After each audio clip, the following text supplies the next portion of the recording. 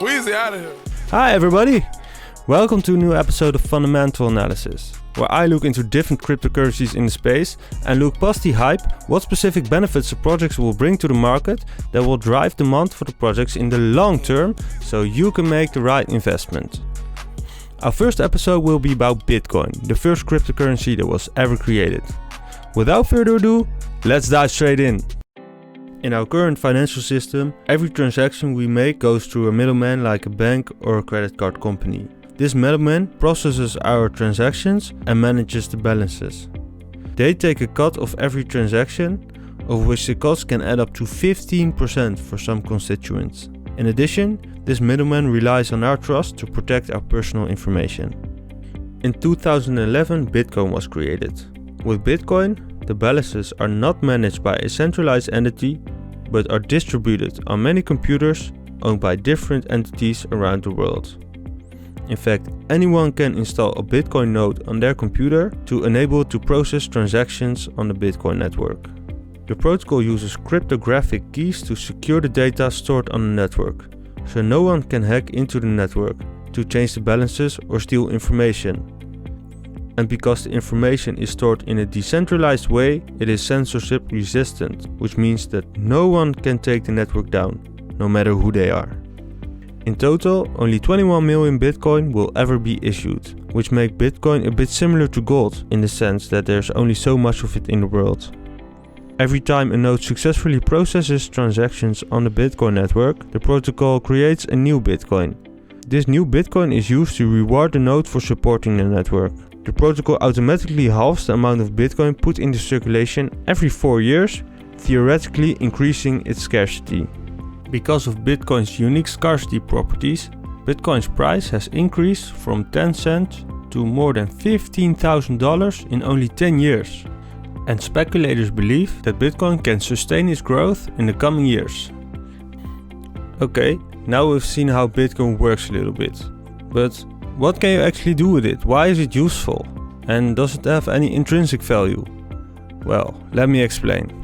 Because data that is stored on a blockchain is immutable, permanent and censorship resistant, it could be the perfect place to store things like agreements, credentials, identities and property rights. We can imagine building applications that use blockchain technology to store, for instance, digital identities on the blockchain and give the 1.7 billion unbanked people in the world access to financial services like digital lending. But to be fair, Bitcoin has a few critical problems that will prevent it from getting adopted by the masses.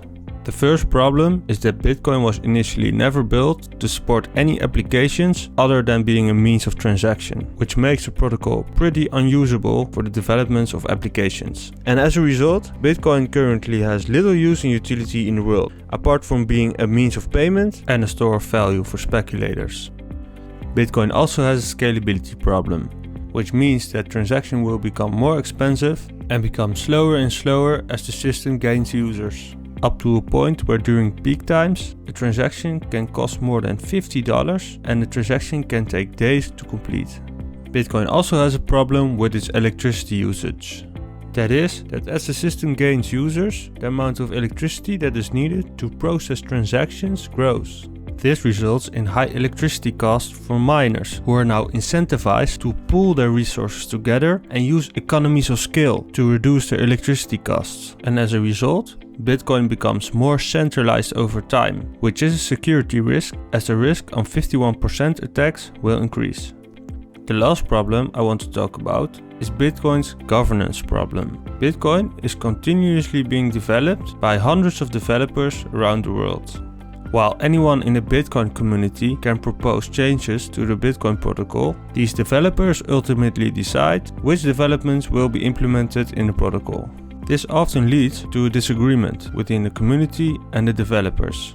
The lack of consensus can lead to an event called a hard fork, an event where one part of the community decides to create their own version of the protocol under a different name and decides to leave the project. Like it happened when Bitcoin Cash, Bitcoin SV and Bitcoin Gold were created. This is of course bad for price appreciation, as value will flow out of the project. Now we had a look at what Bitcoin is, what some of its problems are and what some of its use cases are. Now let's sum it all up. Security. Bitcoin's decentralized architecture offers immutability and censorship resistance.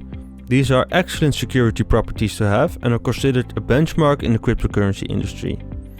Bitcoin does have scalability problems, which means that the protocol becomes less and less decentralized over time, and thus the risk on 51% attacks will increase. For performance, as Bitcoin is not scalable, both transaction costs and speed will get worse as the system gains users, up to a point where the system becomes unusable someday. For use in utility, because Bitcoin was initially never built for use in any application, it currently has little use in utility in the world. For value, because Bitcoin's limited supply of 21 million Bitcoin and its supply decreasing over time, Bitcoin will theoretically get more scarce over time, which is great for the appreciation potential of the project. On the negative side, hard forks occur periodically, because there is no governance system in place to settle disagreements about the future of the project. These hard forks put downward pressure on the price, as value will flow out of Bitcoin. Bitcoin gave us a completely new way to transact by removing the middleman. Its underlying technology even has the potential to change the way our whole economy works. But on the other hand, we saw that Bitcoin is fundamentally flawed on a couple of key areas, which may obstruct its mass adoption in the long term. It will be interesting to see how next generation cryptocurrencies will perform on the discussed areas. And keep an eye out on videos about these next generation cryptocurrency projects in the near future on my channel.